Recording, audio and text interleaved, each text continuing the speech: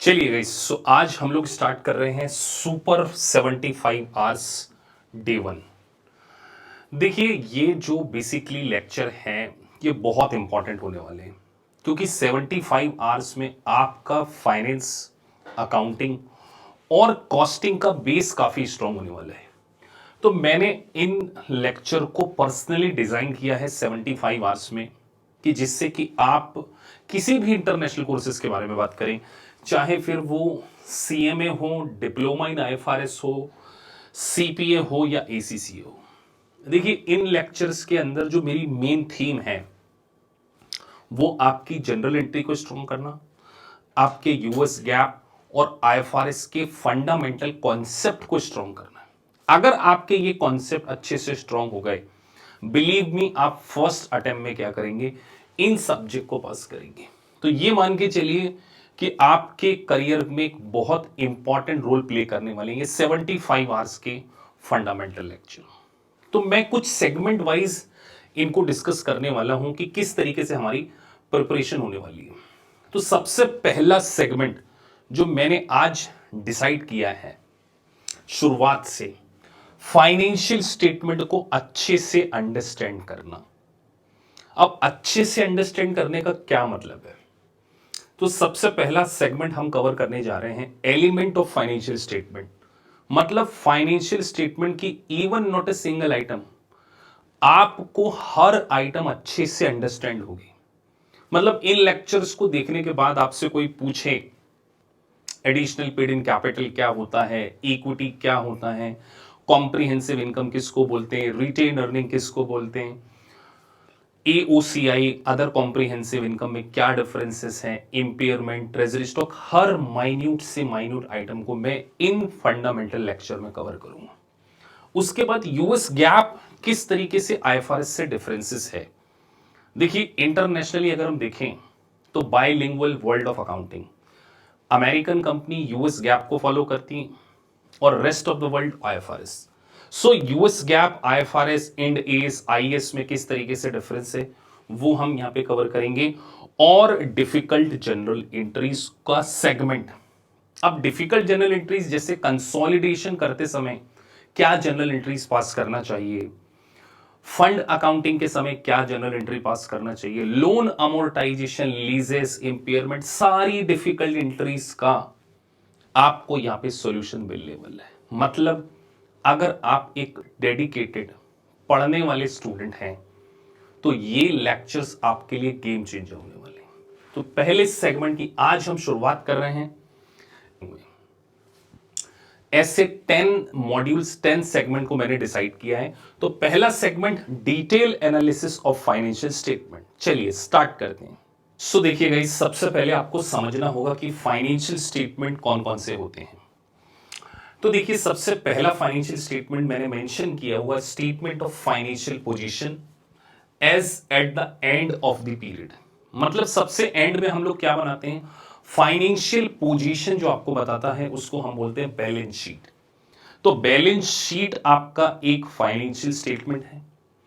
Statement of profit and loss and other comprehensive income for the period. आप एक common बात notice कर रहे हैं, शायद आपने ऑब्जर्व की हो कि यहां पर दो बातें, एक तो बात लिखिए फॉर द पीरियड और यहां पर है एट द एंड। पहली बात तो आपको ये ऑब्जर्व करना चाहिए कि बैलेंस शीट कभी भी पूरे साल भर की पोजीशन नहीं बताती है, वो पर्टिकुलर डेट की पोजीशन बताती कि आज मेरे पास कितनी एसेट हैं, कितनी लायबिलिटीज हैं। ये पोजीशन पर्टिकुलर डेट की जो बताती है उसको बोलते हैं balance sheet. Profit and loss account आपको बताता है फॉर द ईयर, मतलब पूरे साल भर की। लेट्स से 1 अप्रैल आपका अगर फाइनेंशियल ईयर है, 31 मार्च आपका क्लोज होता है, तो फॉर द ईयर की जो पोजीशन बताता है that is called profit and loss account. उसके साथ में एक वर्ड है अदर कॉम्प्रिहेंसिव इनकम, ओसीआई। तो इसका मतलब सर प्रॉफिट अलग होता है, प्रॉफिट एंड लॉस अलग होगा, और ओसीआई एक अलग कॉन्सेप्ट है। लेकिन ओसीआई, अदर कॉम्प्रिहेंसिव इनकम, और प्रॉफिट एंड लॉस अकाउंट दोनों ही फाइनेंशियल स्टेटमेंट का पार्ट है। लेटर ऑन मैं आपको पूरा डिटेल समझाऊंगा कि सर ओसीआई और प्रॉफिट एंड लॉस अकाउंट में क्या डिफरेंस होता है। तो अभी सिर्फ इतना नॉलेज के लिए समझ लीजिए, जितने भी अनरियलाइज गेन होते हैं वो ओसीआई में आते हैं, सारे नहीं आते हैं, लेकिन अभी इतना समझना, अनरियलाइज गेन जो अभी आपको एक्चुअल में रियलाइज नहीं हुए, विद हेल्प ऑफ एग्जांपल समझाऊंगा, थोड़ा सा पेशेंस। अभी मैं, क्योंकि इसके ऊपर मैंने पूरा डिटेल सेगमेंट बनाया हुआ, जनरल एंट्री समझाऊंगा, सब कुछ समझाऊंगा आपको, बस इतना समझिए कि ओसीआई एक अलग कॉन्सेप्ट है, प्रॉफिट एंड लॉस अकाउंट एक अलग कॉन्सेप्ट है।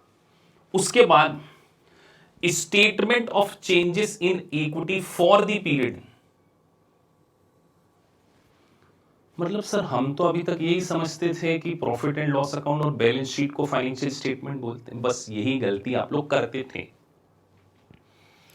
एक स्टेटमेंट बनाना भी हम सीखेंगे, statement of changes in equity for the period, कुछ समय बाद सेकंड लेक्चर में। आज लेक्चर 1 है, डे 1 है, मैं आपको 3 स्टेटमेंट सिखाऊंगा। कौन से 3 स्टेटमेंट? एक मैं आपको सिखाऊंगा प्रॉफिट एंड लॉस अकाउंट, जिसको कि हम इनकम स्टेटमेंट बोलते हैं। उसके बाद में आपको एक सिखाऊंगा कॉम्प्रिहेंसिव इनकम का स्टेटमेंट, और तीसरा मैं आपको सिखाऊंगा statement of changes in equity. But मेरी रिक्वेस्ट है अभी पेशेंस के साथ में statement of changes in equity, comprehensive income में डिफरेंशिएशन अभी के लिए मत कीजिए।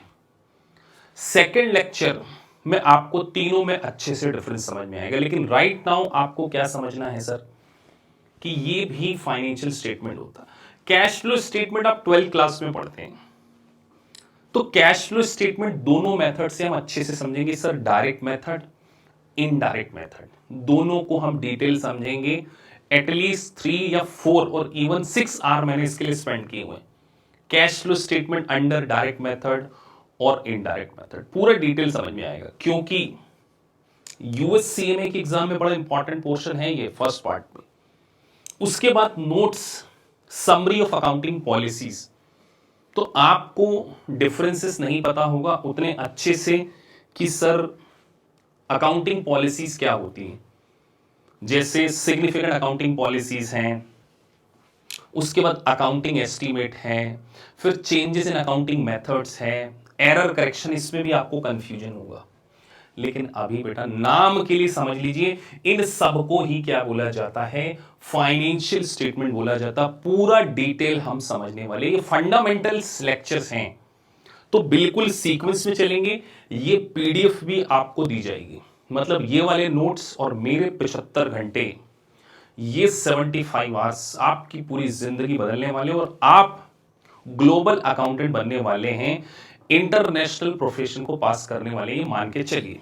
तो सर ये बात करिए आपके फाइनेंशियल स्टेटमेंट, अब इन सब के एलिमेंट्स को एक एक करके हम समझेंगे। तो चलिए, अभी तो केवल हमने इतना समझा कि सर इनको फाइनेंशियल स्टेटमेंट बोलते हैं। अब पहली चीज मैं आपको यहां पे दिखाने जा रहा हूं, बैलेंस शीट। बैलेंस शीट आपने अभी तक देखी होगी, वो टी शेप में, हर आइटम को वहां पे अंडरस्टैंड करेंगे और उसके थ्रू बहुत सारी चीजों को हम यहां पे समझने वाले हैं। सो देखिए, मैंने एक बैलेंस शीट को प्रिपेयर किया हुआ है, आपके सामने दिख रही होगी आपको। कुछ चीजों को मैंने यहां पे आपको स्पेसिफाइड करना है। अब आप सभी इसको देखिए, हो सकता है कि कुछ चीजें आप पहली बार देख रहे हो। सबसे पहले आप इंडिया में देखते थे सर, हमें लायबिलिटी हमारे लेफ्ट हैंड में दिखती थी, राइट हैंड में दिखती थी, तो प्रेजेंटेशन पे अभी नहीं जाना, एसेट्स और लायबिलिटीज दोनों होती है। अब लायबिलिटीज में देखिए, दो एसेट्स में हमने दो प्रकार की क्लासिफिकेशन की है। पहला क्लासिफिकेशन किया है करंट एसेट्स का, दूसरा किया है नॉन करंट एसेट्स का। करंट एसेट्स का मतलब क्या होता है? देखिए, करंट एसेट्स ऐसी assets which is going to be realise within 1 year, ये बिल्कुल सिंपल डेफिनेशन। ऐसी एसेट्स जो आपको कैश में लेस देन 1 ईयर में रियलाइज हो जाती है। यूएस गैप में डेफिनेशन है, current assets which is going to be realise in 1 year और operating cycle which ever is longer. Sir ये ऑपरेटिंग साइकिल और 1 साल दोनों में से जो ज्यादा है उसका क्या मतलब हुआ? मतलब ऑपरेटिंग साइकिल का मतलब ये होता है कि जब कंपनी अपने रॉ मटेरियल को फिनिश गुड्स में बदलती है और जब उस फिनिश गुड्स को सेल करती है और सेल करने के बाद वो जो कैश में जनरेट होता है उस पीरियड को हम बोलते हैं ऑपरेटिंग साइकिल। जैसे आपने पहले रॉ मटेरियल खरीदा, रॉ मटेरियल से फिनिश गुड्स बनाया, फिनिश गुड्स को आपने क्रेडिट में सेल किया, वो अकाउंट रिसीवेबल बने और अकाउंट रिसीवेबल बाद में कैश में रियलाइज हुआ। तो ये जो पूरा साइकिल है कि रॉ मटेरियल से स्टार्ट हुआ सर, सेल में बदला, डेटर्स में बदला और डेटर से कैश में बदला, इस पूरे पीरियड को हम बोलते हैं ऑपरेटिंग साइकिल। तो करंट एसेट्स का मतलब विच इज रियलाइज 1 ईयर और operating cycle which ever is longer, उसको बोलते हैं करंट। और उसके अलावा जो भी एसेट्स होती हैं वो नॉन करंट एसेट्स। तो बैलेंस शीट में आपको एक current assets, non current assets का क्लासिफिकेशन करना होता है। सारी आइटम्स आप देख चुके होंगे, cash and cash equivalent, account receivable, inventory, prepaid. इसका बिल्कुल बेसिक लेक्चर भी लेने वाला हूं कि सर प्रीपेड एक्सपेंसेस क्या होते हैं, आउटस्टैंडिंग क्या होते हैं, अक्रूड एक्सपेंसेस क्या होते हैं, cash basis of accounting, accrual basis of accounting, वो भी हमारा इसी सेगमेंट में लास्ट में हम क्या करेंगे, डिस्कस करेंगे। तो सर बैलेंस शीट में हमने दो बातें की, पहले current assets versus non current assets. अब एक वर्ड कई बार स्टूडेंट स्ट्रगल करते हैं, एक्यूमुलेटेड डेप्रिसिएशन। किसमें स्ट्रगल करते हैं, एक्यूमुलेटेड। एक्यूमुलेटेड डेप्रिसिएशन का मतलब होता है जिस दिन से आपने एसेट्स को यूज करना स्टार्ट किया, पुट टू यूज से टिल डेट तक, आज तक लगा हुआ डेप्रिसिएशन। मतलब जैसे आपने कोई एसेट्स 2020 में खरीदी और ये आज हो रहा है 2023, तो ये जो 3 साल तक टोटल डेप्रिसिएशन लगाया, जैसे 10,000 के एसेट्स लेके आए, हर साल 1000 लगाया, 3 साल तक 3000 क्या हो जाएगा आपका, एक्यूमुलेटेड डेप्रिसिएशन। तो बैलेंस शीट में एसेट्स में से एक्यूमुलेटेड डेप्रिसिएशन को माइनस किया जाता है। इसकी जनरल एंट्री भी समझाऊंगा, पूरा ट्रीटमेंट समझाऊंगा एलिमेंट्स में, अभी बैलेंस शीट दिखा रहा हूं। इसी तरीके से इनटेंजिबल एसेट्स में एक्यूमुलेटेड अमोर्टाइजेशन लगता है। तो ये आपकी होगी एसेट साइड। मैंने बैलेंस शीट को कुछ स्पेसिफिक पर्पस के लिए बनाया है, स्पेसिफिकली लायबिलिटी साइड को अंडरस्टैंड कराने के लिए। सर लायबिलिटी में भी दो क्लासिफिकेशन की है। पहला classification current liabilities versus non current liabilities, जो कि ये है long term debt. Current liabilities जैसे करंट एसेट्स जो कि ऑपरेटिंग साइकिल और 1 ईयर विच एवर लॉन्गर में रियलाइज होती है।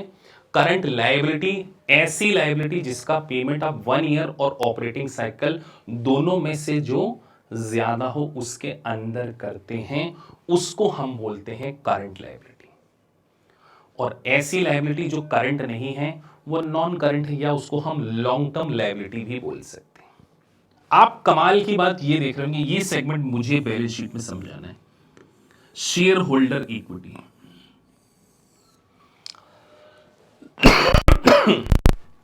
बहुत सारे स्टूडेंट को इसमें ही कंफ्यूजन होता है कि सर इक्विटी का मतलब क्या है। तो इक्विटी बैलेंस शीट में लायबिलिटी साइड आती है। और देखिए शेयर होल्डर इक्विटी के अंदर बहुत सारे आइटम्स लिखे हुए, जैसे common stock, additional paid in capital, retained earning, treasury stock, ये सब हमने समझना है। लेकिन अभी हमें सबसे पहले इक्विटी का मीनिंग हम सही तरीके से समझें, और इतने अच्छे से समझें कि आज के बाद हमको कोई इक्विटी का मतलब पूछे तो हमें स्ट्रगल ना करना पड़े कि सर एक्चुअल में इक्विटी का क्या मीनिंग होता है। तो आप बोर्ड पे देख रहे हैं, इक्विटी के मैंने 3 नाम लिखे। शेयर होल्डर फंड को भी इक्विटी बोलते हैं। इक्विटी तो इक्विटी है ही। Net assets, net worth, proprietary fund, ये सब कॉमन नेम है, लेकिन इंटरनेशनली ये 3 वर्ड आपको देखने को मिलेंगे यूएस गैप और आईएफआरएस में। ज्यादातर इक्विटी देखने को मिलेगा, शेयर होल्डर फंड या नेट एसेट्स। ये प्रोप्राइटरी फंड, नेट, ये जो है इंडियन टर्मिनोलॉजी, ज्यादा इंडिया में ज्यादा यूज होती है। तो सर हम इक्विटी को पूरा डिटेल समझेंगे कि इक्विटी बैलेंस शीट में लायबिलिटी साइड आती है। और उसके बाद यहां पर आप देखिए इक्विटी का डिटेल एनालिसिस। सबसे पहले आ गया कॉमन स्टॉक। क्या आ गया सर, कॉमन स्टॉक। अब इंडिया वाले जो स्टूडेंट हैं वो कॉमन स्टॉक को इक्विटी शेयर कैपिटल बोलते हैं ना। तो ये जो कॉमन वर्ड है कॉमन स्टॉक, ये यूएस गैप की टर्मिनोलॉजी है। यूएस गैप में इसको कॉमन स्टॉक बोला जाता है। प्रेफर्ड स्टॉक, प्रेफर्ड स्टॉक को प्रेफरेंस राइट होता है। प्रेफरेंस राइट किस में होता है सर? इक्विटी और कॉमन में। अगर प्रेफरेंस राइट का सिंपल थोड़ा सा डिफरेंस बताऊं, प्रेफरेंस शेयर मतलब अगर कंपनी को डिविडेंड बांटना है तो सबसे पहले प्रेफरेंस शेयर को दिया जाता है, उसके बाद अगर कोई सरप्लस बचता है वो हम किसको देते हैं? कॉमन शेयर को। और अगर कंपनी का लिक्विडेशन हो गया, मतलब कंपनी लिक्विडेशन की प्रोसेस में चली गई या कंपनी बंद हो रही है, तो भी सबसे पहले पैसा किसको बांटा जाता है? इक्विटी से पहले, कॉमन से पहले प्रेफरेंस। और एक वर्ड आ रहा है APIC, A for additional paid in capital.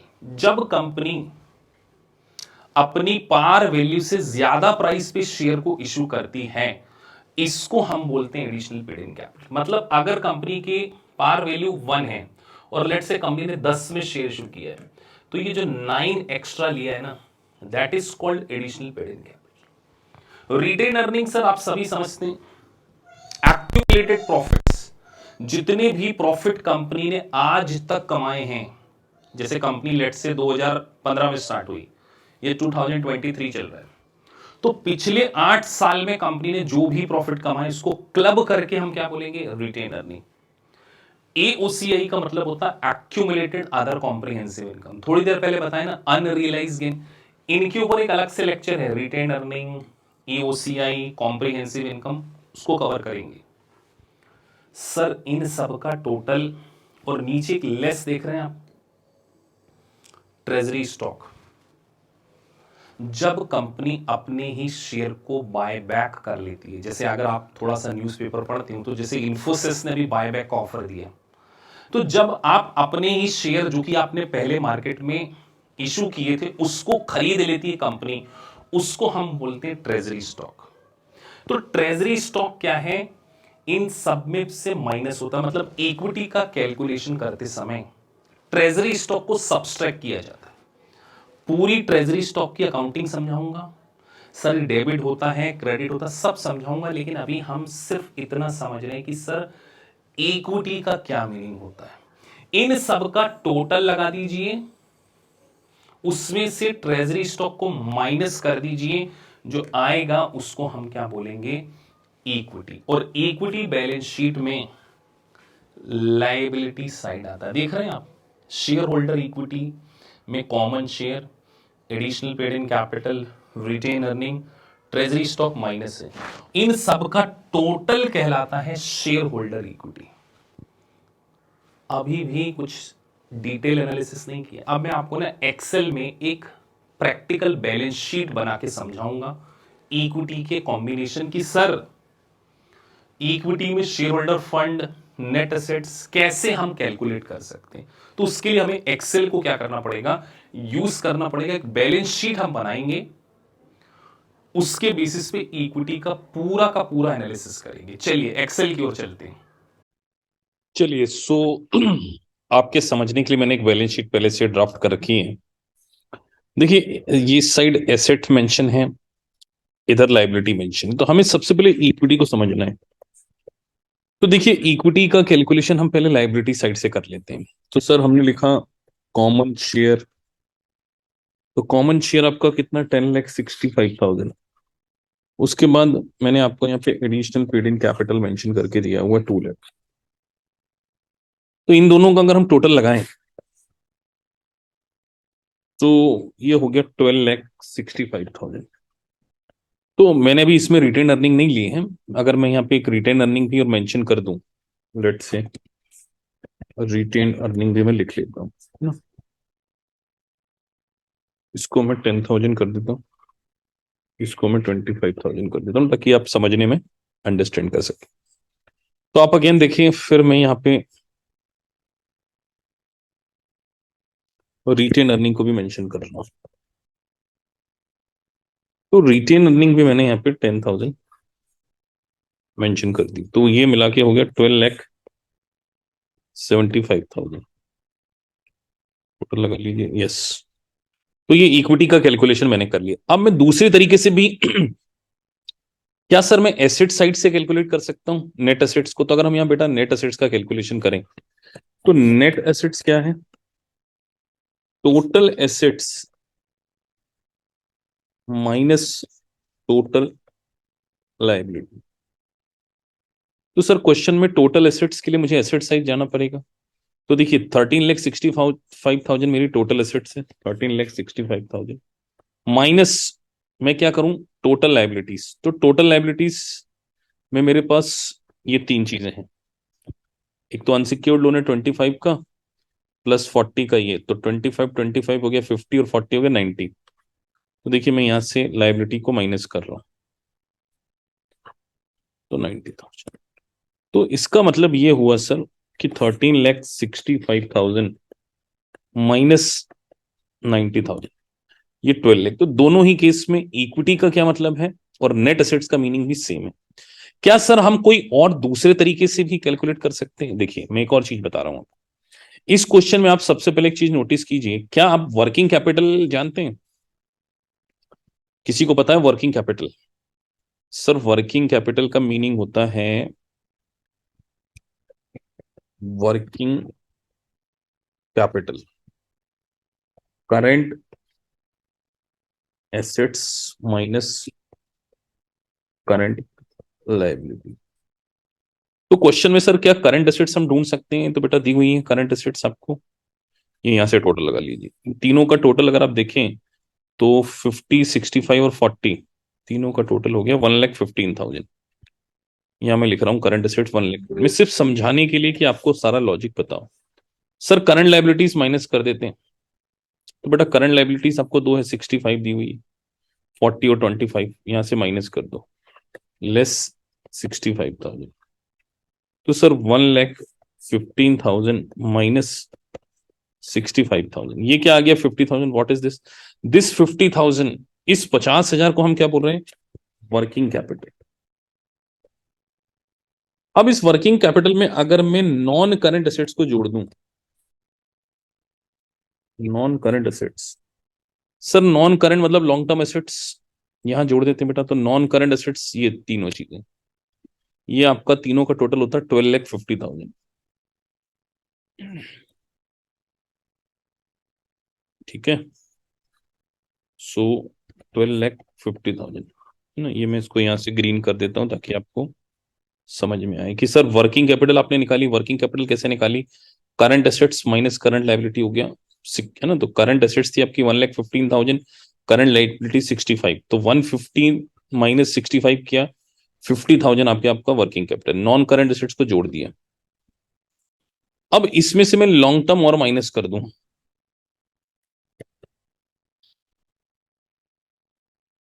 ये है ना, इसको ये लो किया।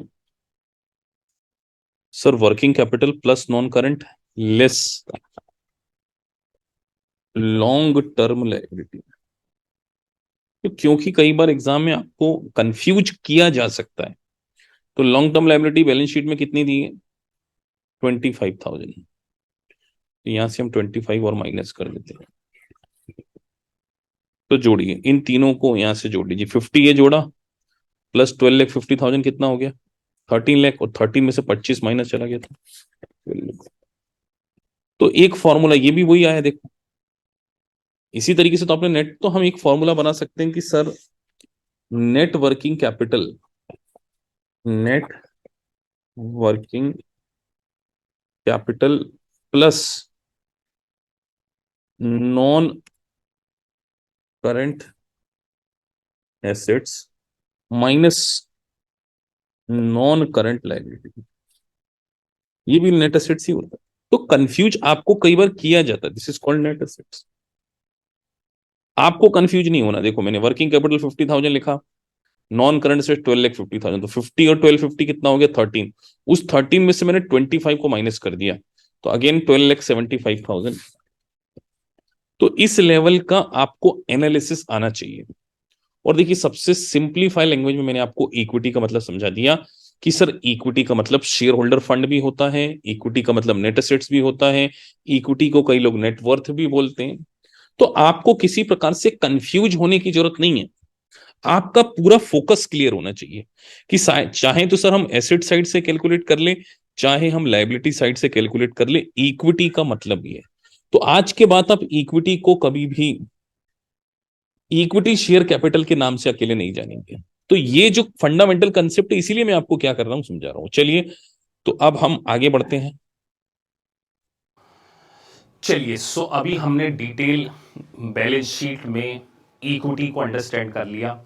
अब ट्रेजरी स्टॉक की थोड़ी सी जनरल एंट्री मुझे समझाना है और ट्रेजरी स्टॉक के बारे में आपको कुछ इंपॉर्टेंट एस्पेक्ट को समझाना है। जैसे ट्रेजरी स्टॉक का मतलब मैंने आपको क्या बताया कि जब हम अपने ही शेयर को खरीद लेते हैं तो उसको हम क्या बोलते हैं, ट्रेजरी स्टॉक के अंदर, मतलब ट्रेजरी स्टॉक हेडिंग के अंदर डालते हैं और वो इक्विटी में से हम क्या करते हैं, सब्सट्रैक्ट करते हैं। ठीक है, जो बैलेंस शीट का हमने एनालिसिस किया उसमें भी हमने देखा। अब एक बात जनरल एंट्री, जब आप ट्रेजरी स्टॉक को खरीदते हैं तो treasury stock account debit to cash. सोचिए, जब आप शेयर एक्चुअल में इशू करते हैं तो आप cash account debit to share application money करते थे ना इंडिया में, 12th क्लास में याद कीजिए, वो टीएस गरेवाल, उसमें आप बुक्स में लिखा हुआ आता था share account debit, sorry cash account debit to share application, application money account debit to share capital. मतलब कैपिटल क्रेडिट होती थी, पैसा आता था, कैश डेबिट होता था, पैसा जा रहा है। तो यहां आपने उसको क्रेडिट किया है और ट्रेजरी स्टॉक को डेबिट किया। इसीलिए जब ट्रेजरी स्टॉक का बैलेंस डेबिट होता है तो उसको लायबिलिटी साइड में हम सब्सट्रैक्ट करके मेंशन करते हैं। मुझे कुछ बातें आपको और बतानी है यहां पर, इस बात को आप बहुत अच्छे से समझ लीजिए, एनालिसिस आपके बहुत काम आने वाला है। थ्योरी देख रहे हैं लिखी हुई है बोर्ड के ऊपर, treasury stock also known as a treasury share और री अक्वायर्ड स्टॉक। मैंने क्या वर्ड यूज किया sir, reacquired, refer to previously outstanding stock.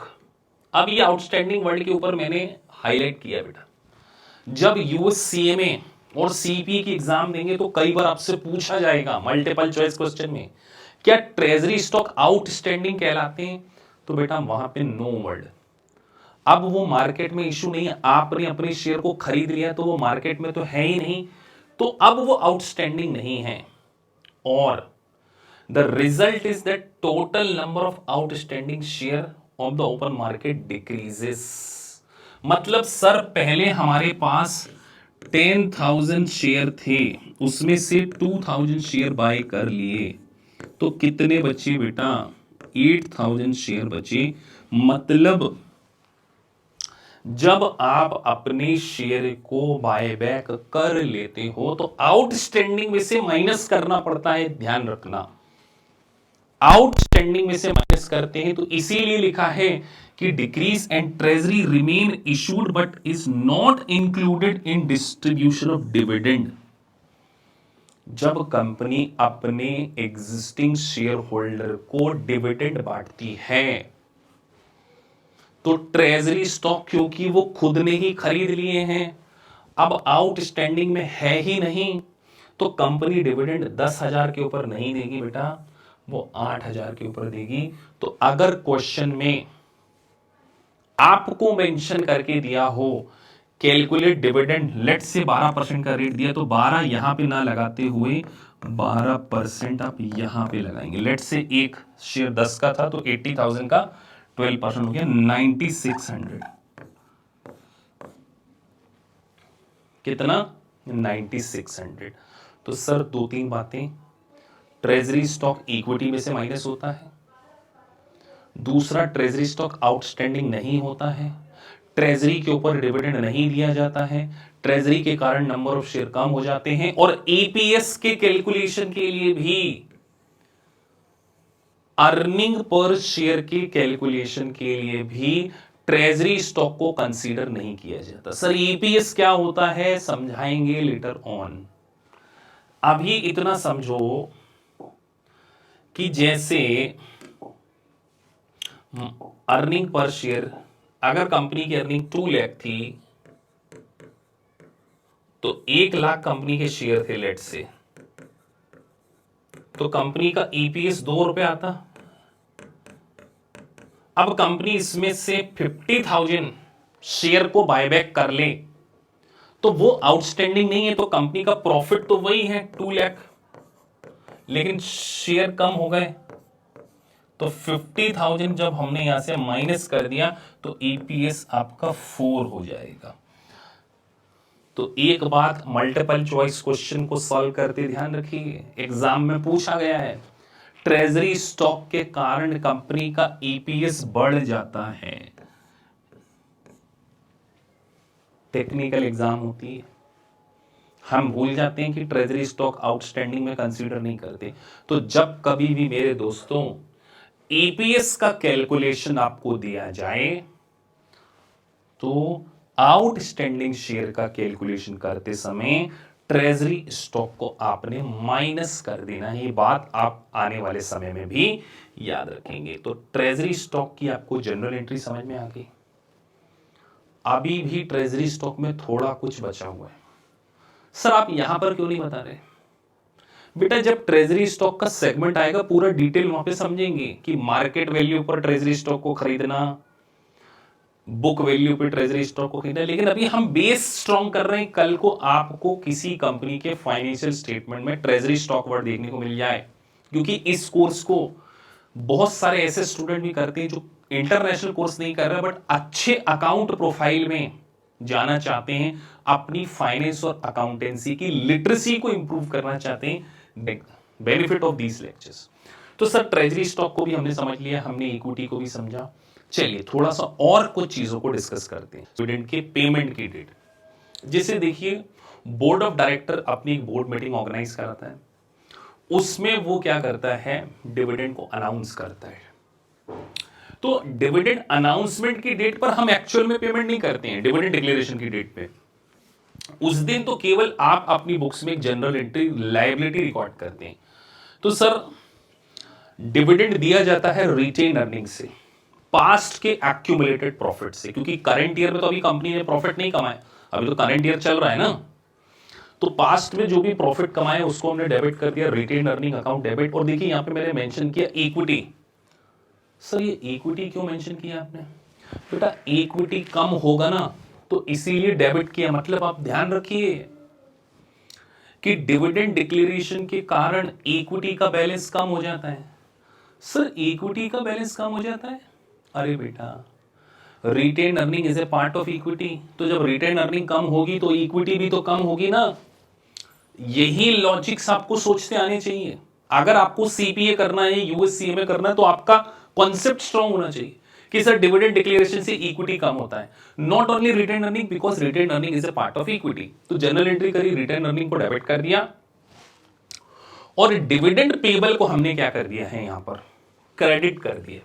Dividend payable को एक लायबिलिटी हमारी बुक्स में हमने बना ली। और फिर देखिए इस लायबिलिटी को डेबिट करके dividend payable account debit to cash और एसेट। तो अगर कंपनी एसेट देती है, मतलब जो डिविडेंड हमने पढ़ा था, अभी पढ़ा था ना हमने कि प्रॉपर्टी के फॉर्म में, तो प्रॉपर्टी को यहां से क्या कर देंगे, हम क्रेडिट कर देंगे। तो सर डिक्लेरेशन की डेट पे लायबिलिटी बनाई जाती है और जिस दिन एक्चुअल पेमेंट किया उस दिन देखिए लायबिलिटीज को, इस डिविडेंड पेबल को हमने डेबिट करके एसेट को क्या कर दिया है, क्रेडिट कर दिया। सो अब हम समझ रहे हैं स्टॉक स्प्लिट। तो देखिए बोर्ड पे एक डायग्राम मैंने बनाया है कि अगर कंपनी का एक शेयर $100 का है और उसको वो स्प्लिट कर देती 2 शेयर में, मतलब आज आप देखिए एक शेयर $100 का, उसके बदले कंपनी ने 2 शेयर दे दी, एक 50-50 के, तो 2 शेयर हो गए। तो आप मुझे बताइए क्या इससे कंपनी की मार्केट कैपिटलाइजेशन में कोई फर्क पड़ेगा क्या? बिल्कुल चेंज नहीं होगा, क्योंकि आज कंपनी के पास 2 शेयर भले ही हो गए पर 2 × 50 स्टिल 100 होगा और 1 × 100 स्टिल 100 ही होने वाला है। तो स्टॉक स्प्लिट के कारण कंपनी की शेयर्स की क्वांटिटी जरूर बढ़ती है लेकिन उसके मार्केट कैपिटलाइजेशन में कमी नहीं आती। अब सर कंपनी स्टॉक स्प्लिट करती क्यों है? तो एक सिंपल सा रीजन है कि अगर आज कंपनी की शेयर की, एक शेयर की वैल्यू लेट से $100 है और किसी पर्सन को इन्वेस्ट करना, उसके पास $100 नहीं, लेट से $50 ही, तो क्या वो इस कंपनी का एक शेयर खरीद पाएगा? नहीं खरीद पाएगा।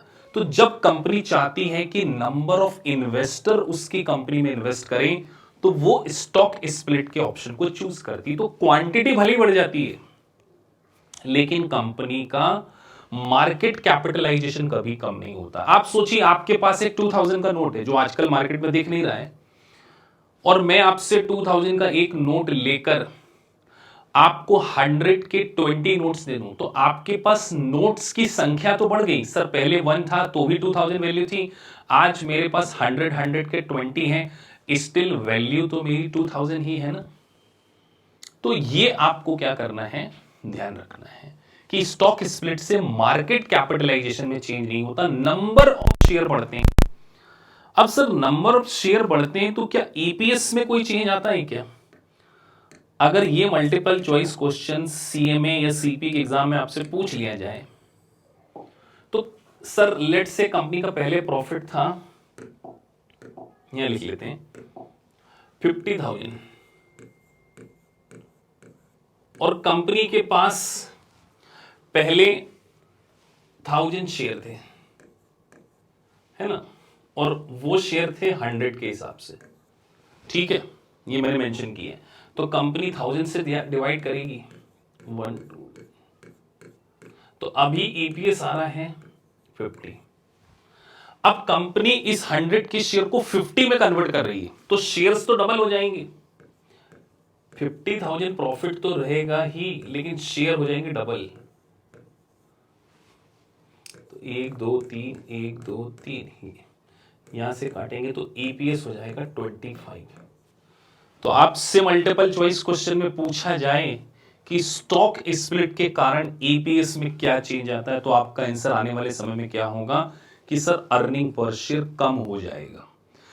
अर्निंग पर शेयर कम हो जाएगा, बट शेयर होल्डर की अर्निंग पे कोई इंपैक्ट नहीं पड़ेगा। क्या बोल रहा हूं सर, पहले ईपीएस 50 था, 50,000 डिवाइडेड बाई 1000 किया तो 50, उसके बाद जब कंपनी ने शेयर डबल कर दिए 50,000 डिवाइडेड बाई 2025।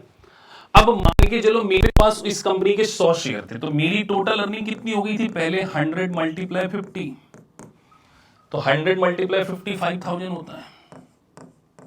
अब मेरे पास उस कंपनी के 2000 शेयर हो गए ना, स्प्लिट हो गया, तो मेरी अर्निंग पर शेयर तो 25 है, तो स्टिल 50,000, ओ सॉरी 200 ना, 200 मल्टीप्लाई 5000, ये 5000 ही आएगी। तो सर शेयर होल्डर की अर्निंग के ऊपर कोई इंपैक्ट नहीं होता। ईपीएस पर शेयर भले गिर जाए, पर टोटल अर्निंग के ऊपर इसका कोई इंपैक्ट नहीं होता। तो ध्यान रखिए, स्टॉक स्प्लिट में मार्केट कैपिटलाइजेशन में कोई चेंज नहीं आता है, अर्निंग पर शेयर कम होता है, बट एक शेयर होल्डर की इंडिविजुअल अर्निंग पे कोई भी इंपैक्ट नहीं पड़ता। सर स्टॉक स्प्लिट के कारण इक्विटी में क्या कोई चेंज आता है? इक्विटी में कॉमन स्टॉक, सर कुछ भी चेंज नहीं आएगा यार। मैंने आपको बताया ना, 2000 का चाहे 1 नोट ले लो या 100 के 20 ले लो, दोनों कैपिटल तो 2000 ही है ना। तो इक्विटी में चेंज नहीं आएगा, रिटेन अर्निंग में चेंज नहीं आएगा, मार्केट कैपिटलाइजेशन में चेंज नहीं आएगा, शेयर होल्डर की टोटल अर्निंग में चेंज नहीं आएगा, ईपीएस कम हो जाएगा, और नंबर ऑफ शेयर्स क्या होंगे, बढ़ जाएंगे। This is called stock split. इसी को हम क्या बोल रहे हैं, स्टॉक स्प्लिट। एक होता है सर रिवर्स स्टॉक स्प्लिट। अब रिवर्स स्टॉक स्प्लिट का क्या मतलब होता है? तो बेटा रिवर्स स्टॉक स्प्लिट का मतलब, पहले आपके पास सोचिए उसी कंपनी के 100 शेयर, सॉरी 10 शेयर थे और वो 10 शेयर थे, तो 10 इंटू 10 हो गया 100। अब हमने छोटे शेयर को तोड़कर एक बड़ा शेयर बना दिया, मतलब पहले हमारे पास 2000 सॉरी 100 के 20 नोट्स थे, तो टोटल कैपिटल हो गई 2000। अब उस 100 की जगह मैं आपसे वो 100 लेके 2000 का नोट दे दूं, तो आपकी कैपिटल में तो कोई इंपैक्ट नहीं पड़ेगा ना। मतलब रिवर्स स्टॉक स्प्लिट में हम छोटे शेयर की वैल्यू को बढ़ा कर देते हैं। सर मार्केट कैपिटलाइजेशन में चेंज आएगा क्या? बेटा नहीं आएगा। सर शेयर होल्डर की अर्निंग में चेंज आएगा क्या? नहीं आएगा। क्या इक्विटी में कोई चेंज आएगा? नहीं आएगा। अर्निंग पर शेयर में चेंज आएगा। सर प्रूफ करें, चलिए प्रूफ कर लेते हैं कि सर अर्निंग पर शेयर में रिवर्स स्प्लिट में कैसे इंपैक्ट आता है। तो सर पहले आपके पास लेट से 100 शेयर थे और एक शेयर था आपका 10 रुपए का, तो आपकी टोटल कैपिटल थी 1000। अब इसको हमने एक शेयर में बदल दिया, 100 वाले कर दिए, है ना, 100 वाला, तो इसको हमने डिवाइड कर दिया। अब आपके पास 10 शेयर हो गए। शेयर्स कितने हो गए? 10। पहले 100 शेयर थे 10-10 वाले, अब आपके पास 10 शेयर है 100 वाले। मान के चलिए प्रॉफिट आपका 20,000 है, तो पहले आप 100 से डिवाइड करते थे तो 1 डिवाइड कर दिया तो 200 ईपीएस आता था। अब सर 20,000 को 10 से डिवाइड करोगे तो 2000 आएगा। तो सर अर्निंग पर शेयर तो बढ़ गया, बट शेयर होल्डर की अर्निंग के ऊपर किसी भी प्रकार का कोई इंपैक्ट नहीं पड़ेगा। This is called reverse split और स्टॉक स्प्लिट। आई गेस आपको इन एग्जाम्पल से चीजों को और अच्छे से अंडरस्टैंड करने में हेल्प मिलेगी। मैं आपसे बार बार कह रहा हूं कि आपको एनालिटिकल थिंकिंग लेकर आनी होगी। फंडामेंटल बेस आपका जो मेरा स्ट्रॉन्ग करने का पर्पस यही है। इसलिए लेक्चर को मैं YouTube पे भी अपलोड करूंगा, जिससे कि बाकी सारे स्टूडेंट्स को भी प्रॉपर आइडिया लग जाए। तो ये पहले सेगमेंट हम बहुत टर्मिनोलॉजीज को डिस्कस कर रहे हैं। ऐसे 75 आवर्स की पूरी टर्मिनोलॉजी होंगी, जिसको अगर आपने पढ़ लिया 2023 में यूएससीपीए, अगर आप यूएससीपीए कर रहे हैं, यूएससीएमए कर रहे हैं, आईएफआरएस कर रहे हैं, इस सेगमेंट में फाइनेंस, कॉस्ट और अकाउंटिंग तीनों को मैंने अच्छे से डिटेल में कवर करना है। चलिए आगे बढ़ते हैं किसी और, इसी के अंदर हम इनकम के बारे में भी क्या करेंगे, डिस्कस करेंगे।